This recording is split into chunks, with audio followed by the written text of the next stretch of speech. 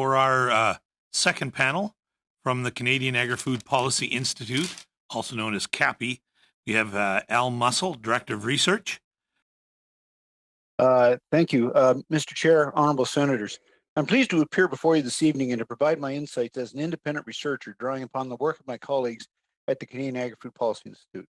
Canada has embarked on an ambitious climate change agenda, one in which agriculture is a vital component. Like other industries, Canadian agriculture has an opportunity to explore how its greenhouse gas emissions can be reduced. But unlike other industries, agriculture has the capacity to sequester carbon from the atmosphere into soils for long-term storage. As such, an aspect of soil health is climate change mitigation, among others, such as moisture retention capacity. As well as playing an active role in addressing climate change, Canadian agriculture currently produces high-quality foodstuffs for export around the world to help meet much-needed food security demands.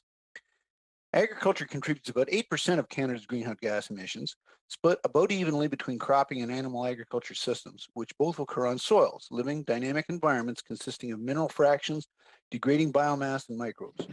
Agricultural plants are about 40 to 50% carbon, typically with equal growth above and below the soil surface. At the end of a plant's life, microbes aid in biomass decay and release carbon back to the atmosphere from surface residue and incorporate subsurface residue into the pool of soil organic carbon. This soil organic carbon is stable and less disturbed, such as through tillage.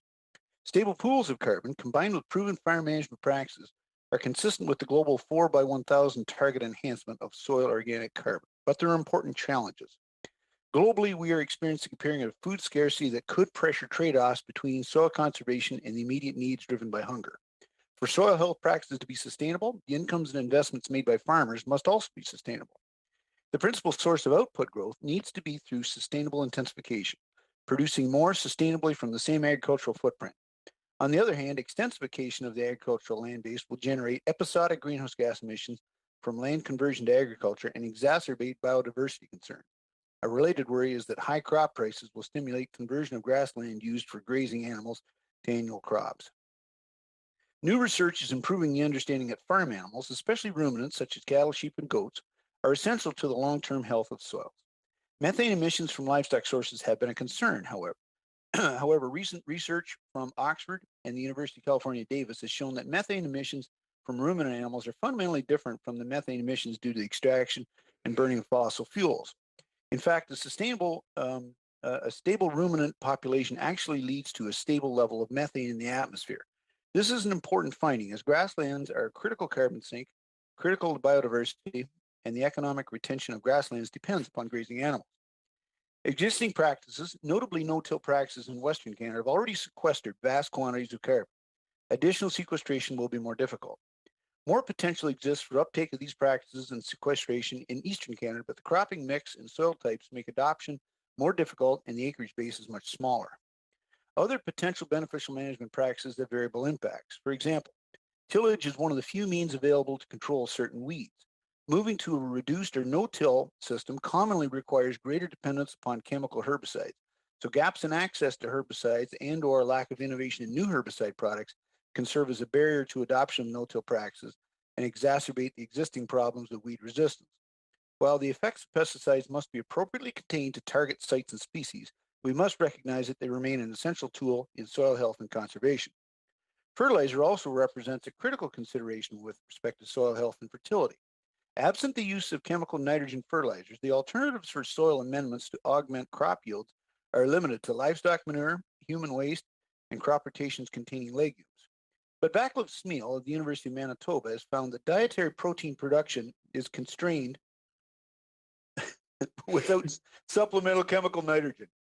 Professor Smil has estimated that today about 40% of humanity depends on chemical nitrogen for sustenance. This is not to suggest that regenerative alternatives to chemical fertilizers are not beneficial and that the handling and application of chemical fertilizers cannot be improved. Rather, it cautions against reductionist, simplistic, or sudden shifts in how we use chemical nitrogen fertilizer. I'll conclude with some comments on how government can play a critical role in guiding soil health. Federal and provincial governments will need to coordinate, as much of the field resources to assist with the implementation are in provincial governments. Carbon markets, and more specifically offset credits for carbon sequestered in agricultural soils, require further development with respect to permanence, the cost of validation and verification, and the acknowledged credibility of trading systems. Assistance with the capital and operating costs of soil health BMPs will facilitate adoption by producers. Farmers must have access to the infrastructure that supports the adoption of soil health practices. For example, developing and registering safe and efficacious pesticide products in Canada will be important in both increasing and maintaining land and no-till management. Comprehensive research to improve understanding of soil health is needed. This includes research on agronomics, emission science and resilience, economic research, and policy research that highlights how we can work together better to achieve important soil health outcomes.